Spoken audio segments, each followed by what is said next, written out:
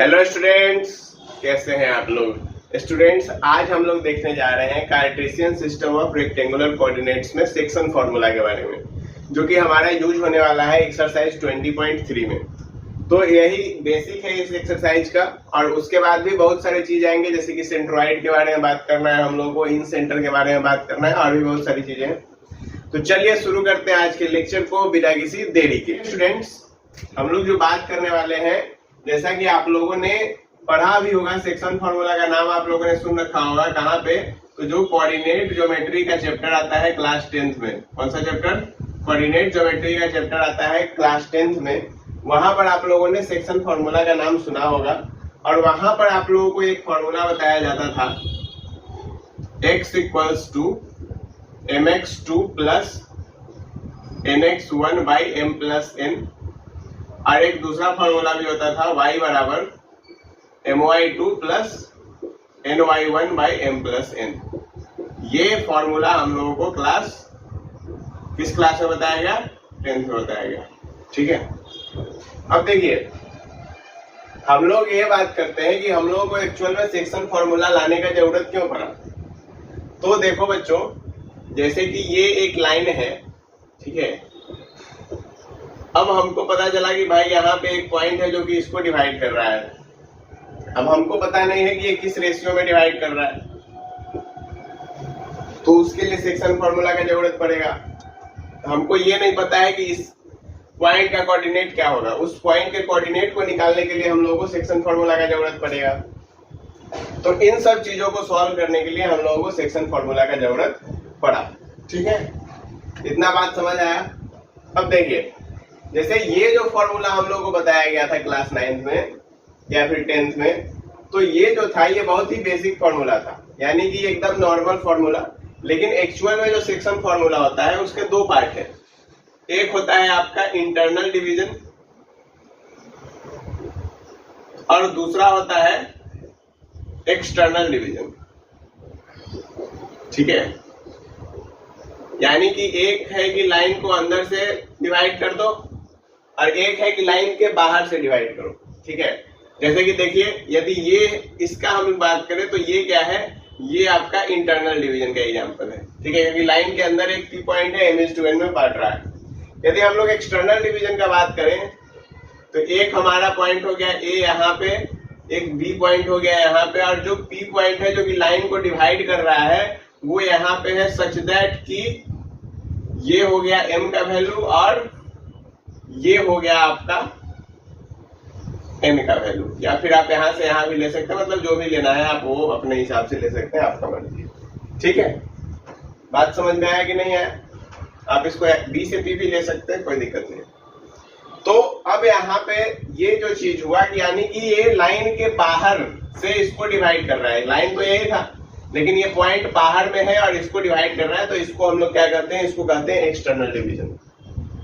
तो उसका ये जो फॉर्मूला बताया गया था हम लोगों को, ये फॉर्मूला क्या चीज के लिए था? ये था इंटरनल डिवीजन के लिए। ये जो फॉर्मूला हम लोगों को सिखाया गया, ये फॉर्मूला था इंटरनल डिवीजन के लिए। यदि हम लोग एक्सटर्नल डिवीजन का बात करें तो उसमें जो फॉर्मूला हो जाता है वो हो जाता है mx2 minus nx1 by m minus n। Same way my2 minus ny1 by m minus n। ये किसका फॉर्मूला हम लोग को बताया जा रहा है? ये बताया जा रहा है बच्चों एक्सटर्नल डिवीजन का। किसका है ये? External division.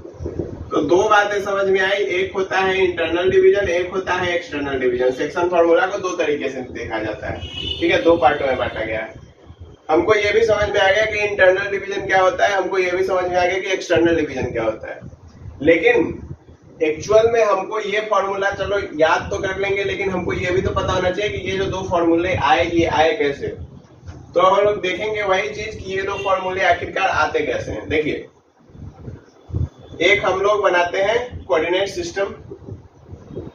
इसमें यदि हम लोग देखें कि एक लाइन है अपना, यहाँ पे इसका ए पॉइंट है, यहाँ पे इसका बी पॉइंट है, और एक पी पॉइंट पे इसको इंटरसेक्ट किया जा रहा है m/n के लिए। ये किसके लिए हम बना रहे हैं? तो ये बना रहे हैं हम इंटरनल डिवीजन के लिए। तो यहाँ पे ए का कोऑर्डिनेट जो है, ए का कोऑर्डिनेट है आपका x1, ए का कोऑर्डिनेट क्या है x1, y1 और बी का कोऑर्डिनेट क्या है x2, y2 और पी पॉइंट का कोऑर्डिनेट क्या है, पी पॉइंट का कोऑर्डिनेट है x, y2। ठीक है, और ये जो है ये लाइन को इंटरनली डिवाइड कर रहा है किस रेशियो में, m:n में। तो यहाँ पे यदि हम देखें तो हमको एक दो ट्रायंगल बनता हुआ दिखाई देगा। ठीक है, इसको यहाँ पे लिख लो बी को, यहाँ पे एक पॉइंट ले लेते हैं r, एक पॉइंट ले लेते हैं यहाँ पे s। अब यदि हम देखें तो दोनों ट्रायंगल आपस में जो है सिमिलर है। ठीक है, तो फ्रॉम ट्रायंगल आप प्रूव भी कर सकते हैं सिमिलरिटी लगा के, जो आप लोग पढ़े होइएगा किसमें, क्लास 10th में, APS और BRS। दो ट्रायंगल है अपने पास APS और BRS। यदि हम इसमें सिमिलरिटी लगाए तो हम लोग बोल सकते हैं कि AP बाई BP बराबर AS बाई RS, एक minute, AS by RP, RS नहीं RP बराबर PS बाई BR। ठीक है, बात समझ में आया कि नहीं आया? AP बाई PB, सिमिलरिटी यही होता है ना, ऐसा ही लगाते हैं ना, याद है? चलिए, तो AP बाई PB का वैल्यू क्या है, m:n। यदि हम AS का वैल्यू निकालें तो यहां तक जो पॉइंट है ये x1 था, यहां तक x था, यानी कि यहां से यहां की जो दूरी होगी वो क्या होगी, x माइनस x1 होगी। क्लियर? इसमें से इसको घटा दोगे, यही दूरी होगा ना यहाँ का, तो ये हो गया x माइनस x1। RP जब तुम निकालोगे तो RP का दूरी यहाँ से x2 है, यहाँ पर x है, यानी कि ये जो दूरी हो जाएगा ये क्या हो जाएगा, x2 माइनस x हो जाएगा। तो ये दूरी हो गया x2 माइनस x बराबर PS। देखो PS क्या है, PS क्या है, y माइनस y1 है। क्यों y माइनस y1 है, क्योंकि यहां तक की जो दूरी थी, देखो यहां तक की जो दूरी थी, कहां तक की, यहां तक की, ये तुम्हारा है y और इतना नीचे का है y1। तो यदि इस बीच की दूरी को निकालना है, इस पॉइंट को हम y कह रहे हैं, इस पॉइंट को हम लोग क्या कह रहे हैं, इस पॉइंट को y1 कह रहे हैं, तो इस बीच की दूरी क्या होगी, y minus y1। Same way यहाँ पे जो ये दूरी होगी ये क्या होगी, y2 माइनस y। अब तुम करो क्रॉस मल्टीप्लाई, एक बार इसका और फिर एक बार इसका और इसका। तो देखो क्या आएगा, m by n is equal to x minus x1 by x2 minus x। तो तुम क्रॉस मल्टीप्लाई करोगे तो mx2 minus mx is equal to nx minus nx1। तुम दोनों को इस एक साइड ले आओ तो mx2 प्लस nx1 बराबर mx plus nx। m plus n को कॉमन ले लोगे तो क्या आ जाएगा, mx2 plus nx1 by m plus n is equal to x हो गया। क्या यही आया? और क्या यही हमारा फॉर्मूला था x के लिए? सेम पे जब तुम इसको बराबर कर दोगे तो y के लिए भी क्या आ जाएगा, ये वाला फॉर्मूला आ जाएगा। बात क्लियर है? ये किसके लिए था बच्चों? ये था हमारा इंटरनल डिवीजन का बात। इसके लिए मैंने बताया ये चीज, ये इतना सारा चीज जो मैंने बताया वो किसके लिए बताया, इंटरनल डिवीजन के लिए। ठीक है, अब यदि हम लोग एक्सटर्नल डिवीजन का बात करें तो ये समझ में आया, ये समझ में आया तो इसका एक स्क्रीनशॉट ले लो। अब हम लोग बात करते हैं एक्सटर्नल डिवीजन का। ये जो तरीका है बताया गया है अभी, इसका यूज हम लोग कहाँ पे कर सकते हैं, तो फॉर्मूला को प्रूफ करने में। यदि हमको कहा जाए कि तुम एनालिटिकली जो है सेक्शन फॉर्मूला को प्रूफ करो, तो वहां पर जो है हम लोग इस तरीके से इसको प्रूफ कर सकते हैं। क्लियर बात है? अब यदि हम लोग बात करते हैं किसका, एक्सटर्नल डिवीजन का, काम उसमें भी सेम ही होगा, कोई बदलाव नहीं होने वाला है। एक्सटर्नल डिवीजन में क्या होगा, देखो यहां पे एक पॉइंट, एक लाइन बना लो, इसको ए ले लो, इसको बी ले लो, तो एक पॉइंट पी होगा जो कि इसको आगे चल के डिवाइड कर रहा होगा। ए पॉइंट का कोऑर्डिनेट x1, y1 लेते हैं, बी पॉइंट का कोऑर्डिनेट x2, y2 लेते हैं और टी का कोऑर्डिनेट x, y लेते हैं। अब लाइन इसको m/n में बांट रहा है, ठीक है। बात समझ में आया कि नहीं है? तो यहाँ पे भी यदि तुम देखो तो सेम उसी प्रकार से हम लोग एक ट्रायंगल बना सकते हैं ऐसे, यानी कि दो ट्रायंगल का फॉर्मेशन यहाँ पे भी कर देंगे। देखो यहाँ पे डाल दो तुम r डाल दो, यहाँ पे डाल दो s डाल दो, ठीक है। अब ये पॉइंट को कनेक्ट करना है तो ये यहाँ तक जाएगा s। हाँ अब ठीक है, क्योंकि एक्सटर्नल पॉइंट है ना, तो एक्सटर्नल पॉइंट तो यहाँ तक है, तो इसके लिए इसको यहाँ तक लेके जाना पड़ेगा। अब देखो, अब तुम्हारा बात है कि भाई अब होगा क्या यहाँ पे, कैसे कैसे देखो, फिर से दो ट्रायंगल लिया जाएगा। एक ट्रायंगल हो गया क्या तुम्हारा APS, ठीक है, और दूसरा ट्रायंगल हो गया BPR, ठीक है। तो अब यदि तुम देखोगे तो इसको यदि हम लोग डिवीजन का बात करें तो यहाँ पे हम लोग का क्या हो जाएगा AB, या फिर चलो तुम पूरा ले लो AP/AB, ठीक है, ये पूरा बाई A, ठीक, बराबर AS/BR और बराबर PS/PR, ठीक है। ये तुम्हारा सिमिलरिटी से आ जाएगा।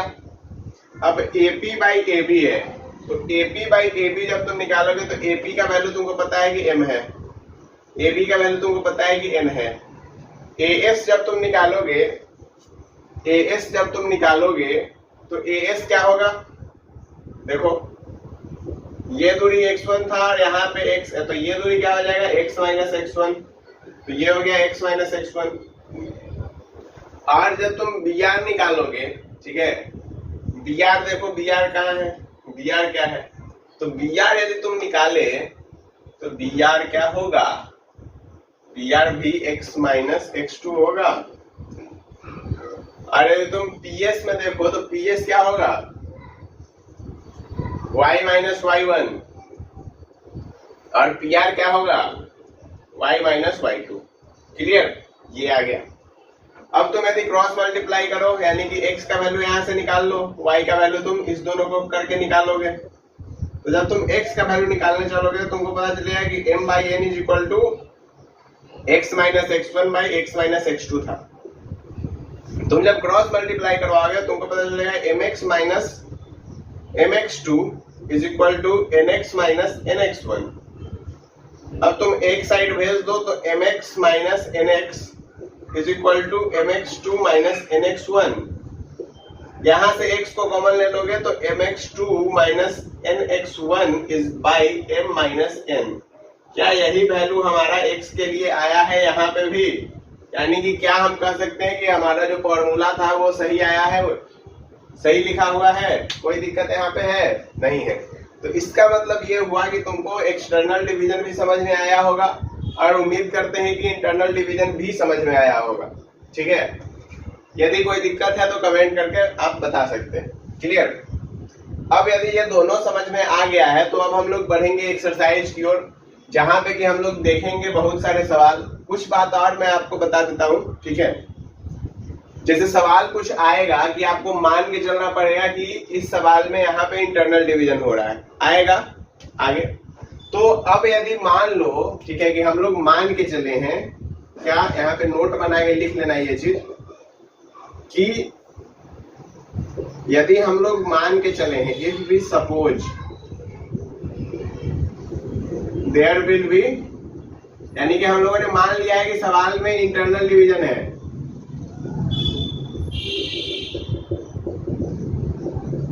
तब क्या होना चाहिए, m/n का वैल्यू पॉजिटिव होना चाहिए। अदरवाइज यदि m/n का वैल्यू निगेटिव आ गया तो क्या होगा, ये पॉइंट नंबर 1 है, there will be external division. मतलब हमने माना था क्या, हमने माना था कि भाई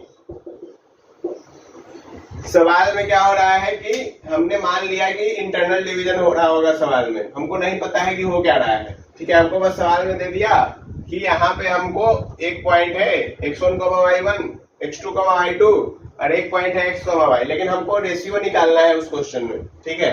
और हमको ये नहीं बताया है कि जो पॉइंट x, y है वो उस लाइन को एक्सटर्नली डिवाइड कर रहा है या कि इंटरनली डिवाइड कर रहा है, ये हमें पता नहीं है। यदि ऐसा सवाल आ जाए तो हम लोग क्या करते हैं, हम लोग मान लेते हैं कि यहाँ पे इंटरनल डिवीजन हो रहा होगा। यदि m/n का रेशियो पॉजिटिव आता है, इसका मतलब कि सवाल में इंटरनल डिवीजन ही था, जो हम माने थे बिल्कुल सही माने थे। यदि ऐसा नहीं आता है तो हम बोलेंगे कि भाई यदि ऐसा हमने माना और यदि निगेटिव आ गया तो हम बोलेंगे कि वहां पर जो है एक्सटर्नल डिवीजन हो रहा था। सेम वे यदि हम लोग मानते हैं कि एक्सटर्नल डिवीजन हो रहा है, क्या मान लिया हम लोगों ने माना if the suppose there will be external division, m/n क्या होना चाहिए, पॉजिटिव, अदरवाइज यदि ये हुआ तो ठीक है, नहीं तो क्या हो रहा है वहां पे, इंटरनल डिवीजन। ये भी बात समझ में आ गया होगा। उसी का बस उल्टा बात बोल रहे हैं, क्या कि यदि हो रहा है तो भाई m/n पॉजिटिव आना चाहिए, एक्सटर्नल डिवीजन हो रहा है तो। यदि m/n पॉजिटिव नहीं आ रहा है तो इसका मतलब कि डिवीजन कैसा है, डिवीजन एक्सटर्नल है, नहीं है, डिवीजन इंटरनल है। समझ में आया बात? तो यही बात था, कुछ बेसिक टर्म्स है, ठीक है। उसके अलावा यदि सवाल में कह रहा है कि यदि x एक्सिस को टच कर रहा है या फिर इस टाइप का सवाल है तो वहां पे फिर जो है कि x एक्सिस वाला सवाल आ गया तो x, 0 लेते हैं, और यदि y एक्सिस वाला सवाल आ जाएगा तो 0, y लिया जाएगा। बात क्लियर है, समझे? चलिए, कॉमनली ऐसे सवाल आ जाते हैं। उसके अलावा यदि ट्राइसेक्ट वाला सवाल आता है, इक्विडिस्टेंट वाला सवाल आता है तो उसको करने का तरीका भी हम लोग सवाल में ही देखने वाले हैं। तो चलिए अब हम लोग मूव करते हैं एक्सरसाइज की ओर और सॉल्व करेंगे एक्सरसाइज के क्वेश्चंस। ये स्टूडेंट्स 20.3 का पहला क्वेश्चन क्या है, find the coordinate of point which divide the line segment joining this and this in the ratio 1:3 internally and externally. कहने का मतलब कि आपको रेशियो पता है, m और n का वैल्यू पता है, x1 x2 पता है, y1 y2 पता है, ठीक है।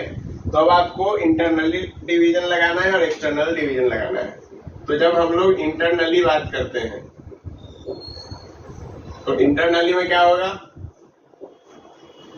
एक तो आप पहले फिगर बनाए कीजिए। देखिए इस टाइप के जब सवाल आए तो फिगर जरूर बनाइए, फिगर से जो है आधा बात क्लियर हो जाता है। 2,4 है, 6,8 है। यदि हम लोग का यहाँ पे इंटरनल डिवीजन हो रहा है तो यहाँ पे कोई पॉइंट होगा P जिसका नाम होगा x, y, ठीक है। यदि हमको अब x का वैल्यू निकालना है, अच्छा यहाँ पे रेशियो है 1:3, तो यानी कि m, ये क्या है, m है, और ये क्या है, n है।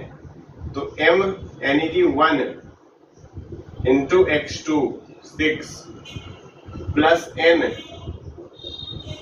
x1 by m plus n, कितना आ गया, 6 6 12 बाई 4, कितना आ गया वैल्यू 3। और y का जब निकालेंगे, y का वैल्यू कितना आएगा, देखिए 1 into 8 plus 3 into 4 by 3 plus 1, 12 8 20, 20/4 कितना हो गया, 5 हो गया। ये आ गया 5, ये आ गया 3। तो यहाँ पे px, y का वैल्यू कितना आ गया, 3,5 आ गया। क्लियर? अब यदि यही एक्सटर्नली हो रहा होता तब क्या होता,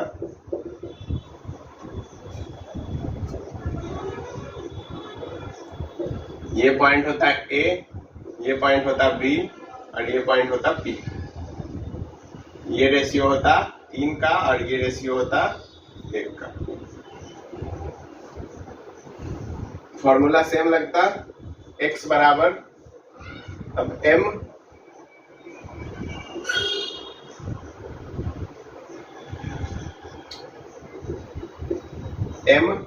इंटू, अच्छा आप इसमें m किसको मानेंगे और n किसको मानेंगे। अब एक बात यहाँ पे चलिए ये बताइए, ओके, m किसको मानेंगे और n किसको मानेंगे। आप किसी को भी m और किसी को भी n मान सकते हैं। मान लीजिए कि हम 3 को m मानते हैं और 1 को n मानते हैं, ठीक है, बात क्लियर। 3 को m मान लिया, 1 को n मान लिया। तो जब आप मानेंगे 3 को क्या, लेकिन ऐसा मान सकते हैं, ऐसा हम लोग नहीं मानेंगे कि कॉमनली m/n ऐसे माना जाता है, ठीक है। तो इसीलिए जो नॉर्मल है वही मान लेते हैं। क्लियर है? देखिए, तो यहाँ पे जो नॉर्मल है वही मानेंगे हम लोग। तो यहाँ पर जब डालेंगे वैल्यू 1 × 6, ठीक है, क्योंकि वैल्यू तो यही आ जाएगा, बीच में बस सिर्फ माइनस का साइन लग जाएगा, इंटू, और बाई कितना आ जाएगा, बाई में आ जाएगा 1 - 3, ठीक है। तो यहाँ पे आ गया आपका 0। यदि हम लोग y का वैल्यू निकालते हैं तो 1 × 8 - 3 × 4/1 - 3, यानी कि यहाँ से आ गया 4, तो ये 12 - 8 यानी कि -4/-2। तो यहाँ से क्या आ गया, वैल्यू 2 आ गया। यानी कि इस पॉइंट का कोऑर्डिनेट कितना है बच्चों, 0, 2 आया। तो इंटरनल डिवीजन और एक्सटर्नल डिवीजन हमको लगता है कि दोनों ही आपको समझ में आ गया होगा। कोई परेशानी इसमें हुआ? आसान क्वेश्चन था। क्लियर है? चलिए अब हम लोग देखते हैं क्वेश्चन नंबर 2 क्या कह रहा है। क्वेश्चन नंबर 2 कुछ खास नहीं कह रहा है, बस वो कह रहा है कि भैया बात है ऐसा कि हमको जो है ना ट्राइसेक्ट कर दिया गया है। ट्राइसेक्ट का मतलब क्या होता है कि एक लाइन को 3 बराबर भागों में बांटना। बाइसेक्ट का मतलब क्या होता है, 2 भागों में बांटना। ट्राइसेक्ट का मतलब 3 बराबर भागों में बांटना। तो देखिए, ये है एक लाइन, ये है पॉइंट A और ये है पॉइंट B। हम लोगों ने मान लिया है कि लेट पॉइंट A भी 2,3 एंड पॉइंट B भी 6,5। अब इस लाइन को क्या कर दिया गया है, ट्राइसेक्ट कर दिया गया है। तो एक पॉइंट P मान लीजिए, एक पॉइंट Q मान लीजिए। इसका कोऑर्डिनेट x1, y1 मानिए और इसका कोऑर्डिनेट x2, y2 मानिए, ठीक है। ये सब आप लोग स्टेटमेंट में लिखेंगे अपने कॉपी में, ठीक है। Let this be this and the 2 points are P x1, y1 and Q x2, y2, ठीक है। अब यदि हमको P पॉइंट का कोऑर्डिनेट फाइंड करना है, देखो यदि ये बराबर बराबर भागों में है तो यदि हमको P पॉइंट का कोऑर्डिनेट निकालना है तो P पॉइंट के लिए लाइन किस रेशियो में बटा, ये 1 हो गया और ये पूरा क्या हो गया, 2 हो गया। तो P पॉइंट के लिए 1:2 में बटा। यदि Q पॉइंट का बात करें तो यहाँ पे क्या हो गया, ये हो जाएगा 2 इसके लिए, यानी कि Q पॉइंट के लिए 2:1 में बटा और P पॉइंट के लिए 1:2 में बटा। क्लियर है? तो देखो अब हम लोग निकालते हैं for point P। m is equal to 1, n is equal to 2, x1 is equal to 2, x2 is equal to 6, y1 is equal to 3, y2 is equal to 5। तो P x, y is equal to कितना आ गया, m x2 plus n x1 by m plus n। y के लिए क्या करेंगे, m y2 plus n y1 by m plus n। कितना आ गया देखो बच्चों, 6 और 4 10, 10/3, 5 और 3 दूनी 6, यानी कि 5 और 6 11/3, ठीक है। तो P पॉइंट के लिए ये आ गया। यदि हम लोग बात करें पॉइंट Q का, आप लोग ऐसे ही लिख सकते हैं, m का वैल्यू 2 हो जाएगा, n का वैल्यू 1 हो जाएगा, बस हम इतना ही लिख रहे हैं। आप लोग पूरा लिख सकते हैं, q x y is equal to कितना आ गया देखो, तो 2 × 6 प्लस 1 × 2 बाई 1 + 2,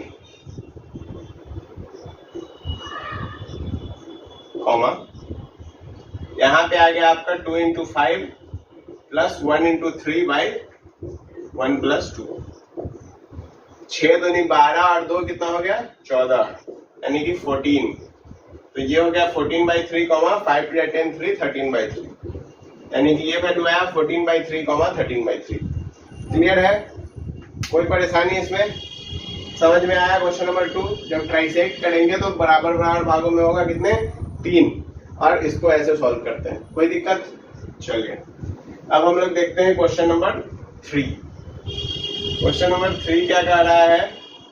क्वेश्चन नंबर 3 कह रहा है कि ए और बी आपको 2 पॉइंट दे रखा है और पी एक ऐसा पॉइंट है कि, खास बात, पी एक ऐसा पॉइंट है कि वो एपी बराबर बी AB प्लस बीपी है। कहने का मतलब कुछ ऐसा है कि ये है पॉइंट ए, ये है पॉइंट बी, इसका वैल्यू है 1,4, इसका वैल्यू है 4,8।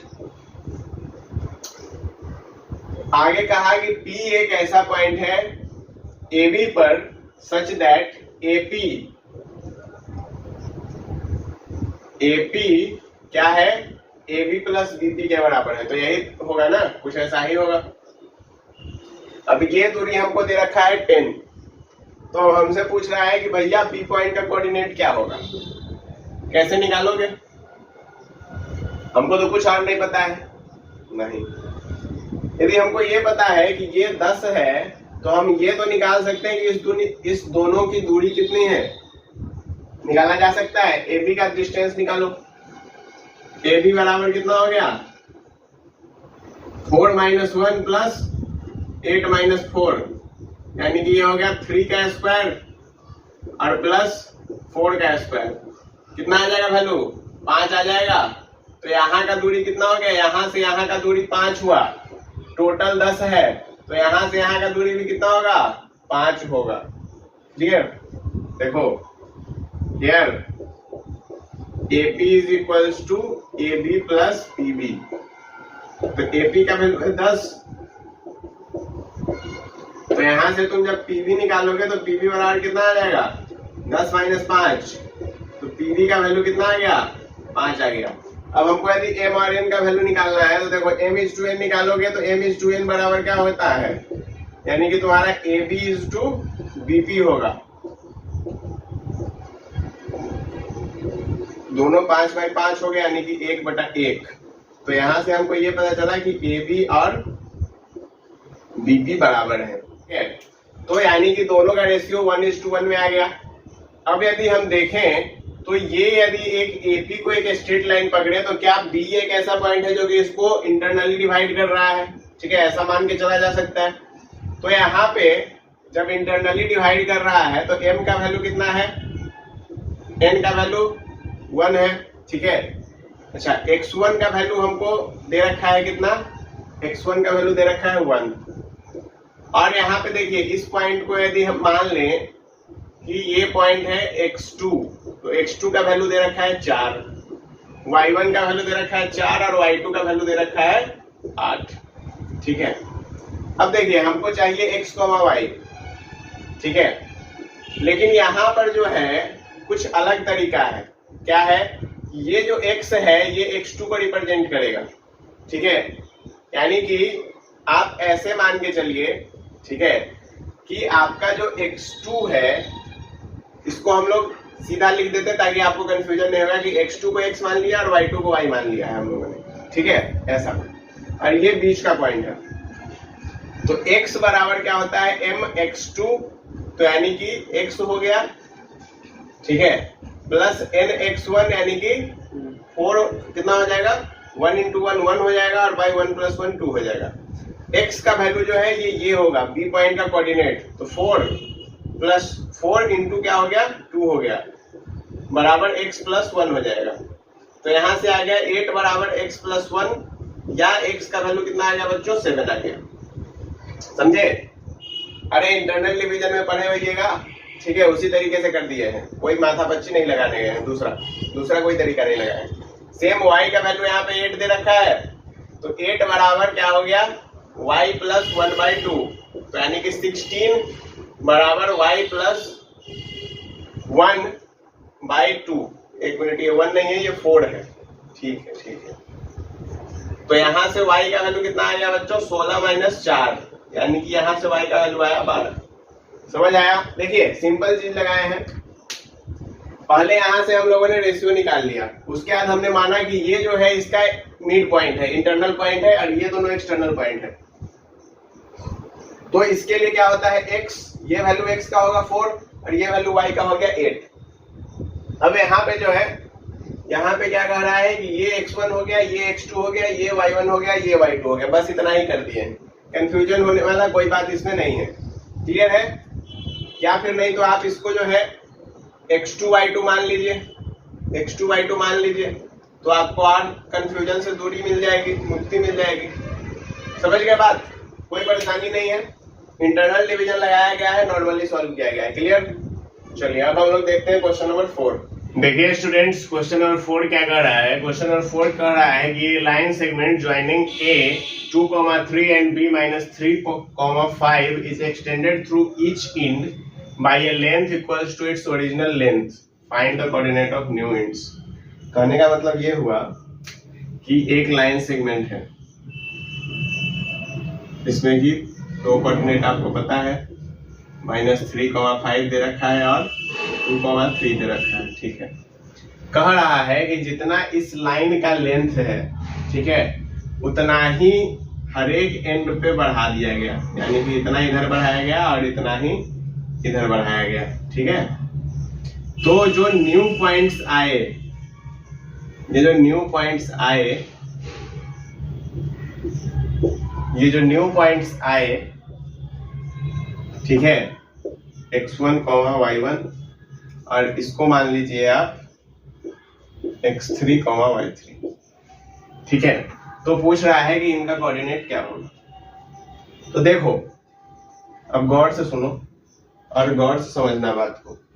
ठीक है, यहाँ पे हम लोग इस सवाल में एक्सटर्नल डिवीजन से भी जा सकते हैं, कोई दिक्कत नहीं है।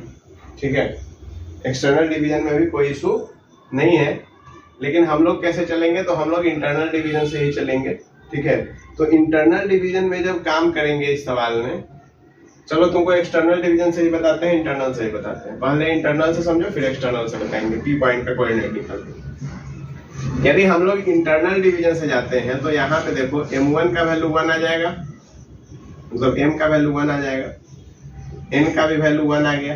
ठीक है, और जो तुम्हारा px, y होता है वो यहाँ पे a काम कर रहा होगा, अपना a वही काम कर रहा है,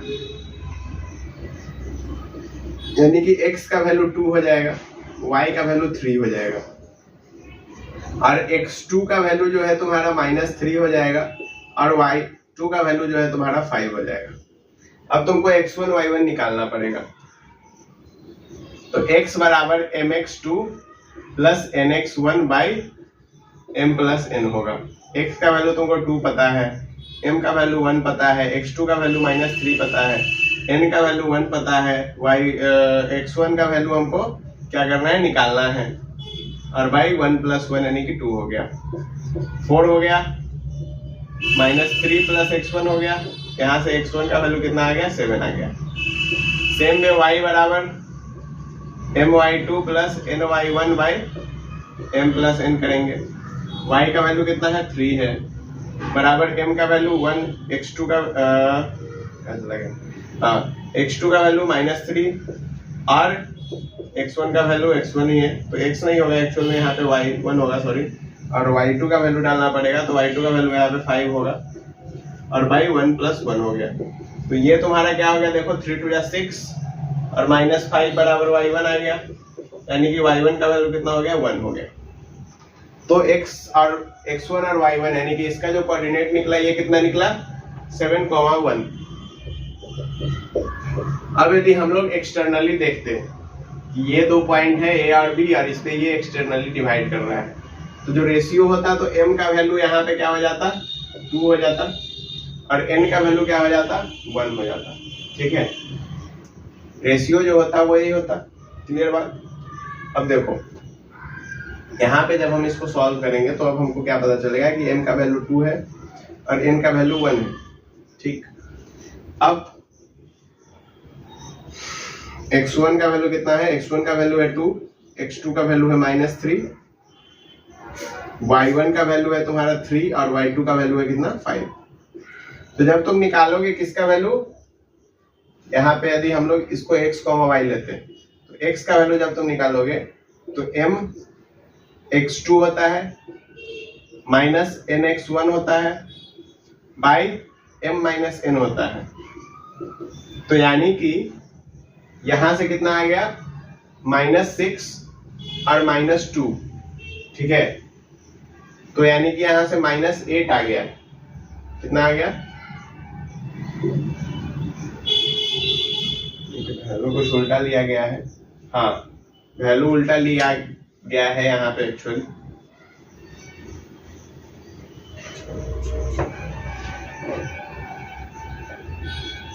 अब देखो, अब हम लोग जो है बात करेंगे किस पे कि एक्सटर्नल डिवीजन कैसे करेंगे। तो एक्सटर्नल डिवीजन में जो है m का वैल्यू हमारा 1 हो गया और n का जो वैल्यू है n का वैल्यू हमारा 2 हो गया, ठीक है। अब देखो x1 का वैल्यू तुम्हारा कितना हो गया, x1 का वैल्यू 2 है और y1 का वैल्यू 3 है। x2 का वैल्यू तो ये था क्या, ये था इंटरनली, लिख दे रहे हैं हम इंटरनली, यानी कि इंटरनली यदि करते हैं इसको सॉल्व तब क्या होगा। यदि हम अब एक्सटर्नली करेंगे इसको सॉल्व तो कैसे करेंगे और क्या होगा, सो बता रहे हैं। x2 का वैल्यू कितना आ गया, x2 का वैल्यू आ गया 5 और y2 का वैल्यू एक सेकेंड, x2 का वैल्यू आ गया -3 और y2 का वैल्यू आ गया 5। तो अब यदि तुम निकालोगे तो यहां से x बराबर क्या लिखोगे, mx2 यानी कि 1 इंटू -3 और माइनस nx1 यानी कि 2 इंटू 2 और बाई m माइनस n यानी कि 4 माइनस 3 कितना हो गया, -10 बाई -1। y निकालोगे क्या होगा, 1 into 3 minus 2 into 5 by 1 minus 2। एक मिनट, 2,3 और -3,5 है, ठीक है। तो 1 इंटू 3 आ गया और 2 इंटू 5 आ जाएगा, m1 x2। तो यानी कि यहाँ पे उल्टा लिखा गया है, फिर से ये 5 होगा और ये 3 होगा, ठीक है। तो यहाँ पे आ गया तुम्हारा 5 - 6 बाई -1 यानी कि -1 बाई -1, दैट इज कितना आ गया बच्चों, 1 आ गया। तो यहाँ से भी क्या कोऑर्डिनेट आ रहा है, 7,1 ही आ रहा है, वहां से भी क्या आ रहा था, 7,1 ही आ रहा था। यानी कि तुम जो है दोनों ही तरीके से इसको क्या कर सकते हो, सॉल्व कर सकते हो, कोई इशू नहीं आने वाला है, आंसर में चेंज नहीं आएगा, ठीक है। तो P का तो हम लोगों ने निकाल लिया है, Q पॉइंट का जो है एक्सटर्नली ही निकाल देते हैं। Q का जब हम लोग एक्सटर्नली निकालेंगे देखो क्या होगा। अब देखो, अब हम लोग निकालेंगे पॉइंट Q के लिए, तो लिखेंगे हम लोग फॉर पॉइंट Q। अब देखो Q पॉइंट के लिए m1 यानी कि m का वैल्यू कितना हो जाएगा। अब यहां से हम लोग यहाँ गए हैं तो कितने यूनिट गए हैं, 2 और n का वैल्यू कितना हो गया, 1 हो गया। x1 का वैल्यू दे रखा है 2, x2 का वैल्यू दे रखा है -3, एक्सटर्नली निकाल दे रहे हैं Q पॉइंट के लिए। और तुम्हारा y1 का वैल्यू कितना दे रखा है 3 और y2 का वैल्यू कितना दे रखा है 5। तो जब तुम निकालोगे क्या, x3 ले लिए हैं उसका नाम हम लोग, तो x3 निकाल लेते हैं। तो x3 जब हम लोग निकालेंगे तो कितना आ जाएगा, mx2 minus nx1 by m minus n, यानी कितना हो गया -6 - 2 बाई 1, यानी कितना हो गया -8।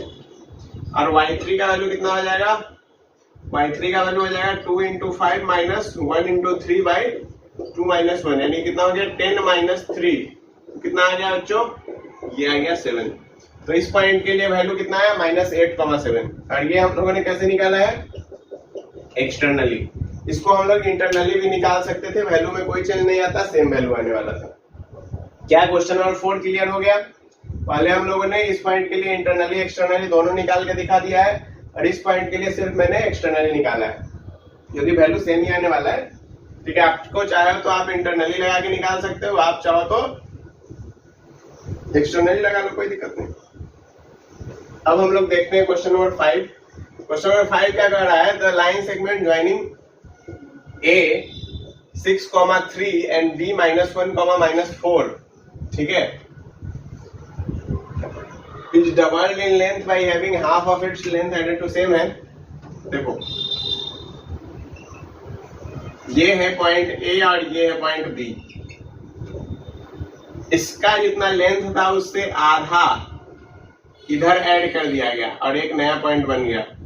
इसका जितना लेंथ था उससे आधा इधर ऐड कर दिया गया और एक नया पॉइंट बन गया, ठीक है। इसका कोऑर्डिनेट दे रखा है 6,3, इसका कोऑर्डिनेट दे रखा है -1, -4। तो क्या तुम लोग जो दोनों पॉइंट है ये निकाल लोगे? देखो ये तुम्हारा 2 दे रखा है, ये तुम्हारा 1 दे रखा है, ठीक है। तो जब तुम Q के लिए निकालने जाओगे, मैं कुछ चीजें लिख दे रहा हूं। Q पॉइंट के लिए देखो तो तुम्हारा ये दूरी हो गया n और ये हो गया m, यानी कि m का वैल्यू हो जाएगा Q पॉइंट के लिए 2 और n का वैल्यू हो जाएगा Q पॉइंट के लिए 3। क्यों 3? क्योंकि ये आधा लेंथ है इसके लिए। और यदि हम लोग P पॉइंट के लिए देखें तो m का वैल्यू आ जाएगा 3 और n का वैल्यू आ जाएगा 2। बाकी तुम्हारा x1 x2 जो है वही रहने वाला है। m और n का वैल्यू मैंने बता दिया है। अब कैसे निकालना है ये तुम लोगों को जस्ट बताए हैं क्वेश्चन नंबर 4 में। उम्मीद है कि समझ गए होंगे, ठीक है। तो ये सवाल भी उसी तरह सेम है, क्लियर। अब चलो अब देखते हैं हम लोग क्वेश्चन नंबर 6। क्वेश्चन नंबर 6 क्या कह रहा है? क्वेश्चन नंबर 6 कह रहा है the coordinate of 2 point A and B are -1, -4 and 5, 1 respectively. Find the coordinates of the point P which lies on extended line AB such that it is 3 times far from B as far from A. कहने का मतलब ये हुआ कि ये line है AB, ठीक है, और इसका कोऑर्डिनेट दे रखा है एक लाइन पे 2 पॉइंट AB, इसका कोऑर्डिनेट -1,4 और 5,1। अब आगे कह रहा है कि एक पॉइंट है P जिसको कि एक्सटेंड कर दिया गया है इसी लाइन से। किस प्रकार से? कि 3 times far from B as far from A। तो देखो A से जितनी दूरी पर है उससे 3 गुना दूरी पर होगा B से। अब तुम थोड़ा लॉजिक लगाओ, यदि पॉइंट इधर कहीं आता है तो क्या A से जितना दूरी होगा उससे 3 गुना दूरी हो सकता है B से? तो तुम बोलोगे कि नहीं, ऐसा नहीं पॉसिबल है। तो यानी कि पॉइंट किधर आना चाहिए? पॉइंट आना चाहिए इधर,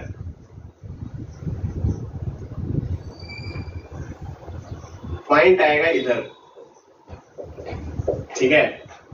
और बस A से इस पॉइंट का दूरी यदि 1 टाइम्स है तो B से इस पॉइंट का दूरी कितना हो जाएगा? 3 टाइम्स हो जाएगा। और सिंपल अब तुम क्या लगाओगे? पता ही है क्या लगाओगे? एक्सटर्नली वाला फॉर्मूला लगाओगे, जहां पे कि m का वैल्यू 1 होगा, n का वैल्यू 3 होगा, तो x का वैल्यू निकालोगे कितना आ जाएगा? mx2 यानी कि 1 इंटू 5 माइनस nx1 यानी कि 3 इंटू -1 बाई कितना आ जाएगा? 1 माइनस 3 कितना हो गया? 5 में से 1 गया 4, वो काउंट गुना हो रहा है, प्लस 3 बाई -2 यानी कि 5 3 8 बाई -2 कितना हो गया? -4 हो गया। y जब निकालने चलोगे तो कितना आ जाएगा? 1 इंटू 3 इंटू कितना हो गया? 1 माइनस 12 बाई -2 यानी कितना हो गया? -11 बाई -2 मार दो, कितना आ गया? 11/2। तो ये तुम्हारा इसका सॉल्यूशन होगा। समझ आया? x भी निकल गया, y भी निकल गया, कोई परेशानी नहीं है। तो 6 तक सारा क्वेश्चन हमको लगता है कि समझ में आया होगा। यदि कुछ क्वेश्चन नहीं समझ में आया, फिर कोई क्वेश्चन नहीं समझ में आया, आप उसको 1 बार 2 बार चला के देखें, 1 बार 2 बार रिवाइंड करके देखें। यदि फिर भी नहीं समझ में आ रहा है तो आप कमेंट करके पूछें कि क्या आपको दिक्कत हो रहा है, ठीक है। तो आज के लेक्चर में हम लोग इतना ही रखेंगे, फिर हम लोग मिलेंगे नेक्स्ट लेक्चर में जिसमें क्वेश्चन नंबर 7 से हम लोग कंटिन्यू कर रहे होंगे।